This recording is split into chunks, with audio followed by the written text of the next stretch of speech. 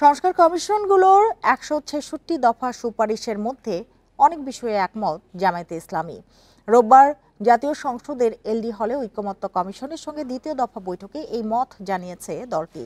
বৈঠক শেষে জানানো হয় দুদকের জন্য টাস্কফোর্স, সুপ্রিম জুডিশিয়াল কাউন্সিলে নির্বাচন কমিশনারদের জবাবদিহি নিশ্চিত করা ও প্রধানমন্ত্রীর ক্ষমতা বিকেন্দ্রীকরণের মতো বেশ কিছু গুরুত্বপূর্ণ বিষয়ে ফলপ্রসূ আলোচনা হয়েছে।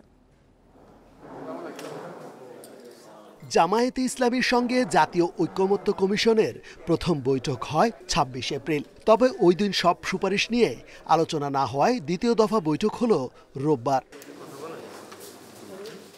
সূচনা বক্তব্যে কমিশনের সহসভাপতি অধ্যাপক আলী রিয়াজ জানান, দ্বিমত হওয়া বিষয়গুলো সমাধান সহ সব দলের সঙ্গে আলোচনার মাধ্যমে জাতীয় সনদ তৈরি করা হবে। আর জামায়াত বলছে শুধু দলকে কেন্দ্র করে নয়, সাধারণ মানুষের চাহিদাকে গুরুত্ব দিয়ে সংস্কার চায় তারা।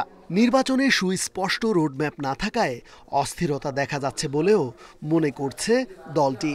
জাতীয় ঐকমত্য কমিশন চেষ্টা করছে যত দ্রুততার সঙ্গে সম্ভব আমরা একটি জাতীয় সনদের দিকে অগ্রসর হতে চাই, এবং সেই জায়গায় আমরা প্রাথমিক পর্যায়ের আলোচনাগুলো আগামী ২-১ দিনের মধ্যে সমাপ্ত করতে পারলে আমরা দ্বিতীয় পর্যায়ের আলোচনাটা দ্রুততার সঙ্গে শুরু করব।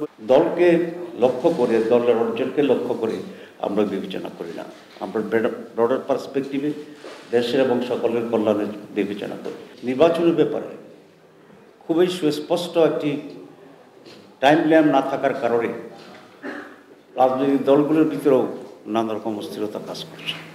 বৈঠক শেষে জামায়াতের নায়েবে আমির জানান, প্রধানমন্ত্রীর ক্ষমতা বিকেন্দ্রীকরণ সহ বেশ কিছু গুরুত্বপূর্ণ বিষয়ে ইতিবাচক আলোচনা হয়েছে। ক্ষমতার বিকেন্দ্রীকরণ আমাদের দেশের স্বৈরাচার বা ফ্যাসিবাদ তৈরির ক্ষেত্রে এটা বিকেন্দ্রীকরণ যদি করা যায় এটা রোধ করা সম্ভব হবে। একজনের হাতে যেন সব ক্ষমতা কুক্ষিগত না হয়, সেই জন্যই আমরা এটা প্রস্তাব করছি যে কোনো একজন ব্যক্তি প্রধানমন্ত্রী এবং সেই দলের প্রধান থাকতে পারবে না। সংস্কার প্রশ্নে ঐকমত্যের লক্ষ্যে ৫টি কমিশনের গুরুত্বপূর্ণ ১৬৬ সুপারিশ নিয়ে রাজনৈতিক দলগুলোর সঙ্গে ধারাবাহিকভাবে আলোচনা করছে ঐকমত্য কমিশন। রেজওয়ানুল হক, ইন্ডিপেন্ডেন্ট নিউজ, ঢাকা।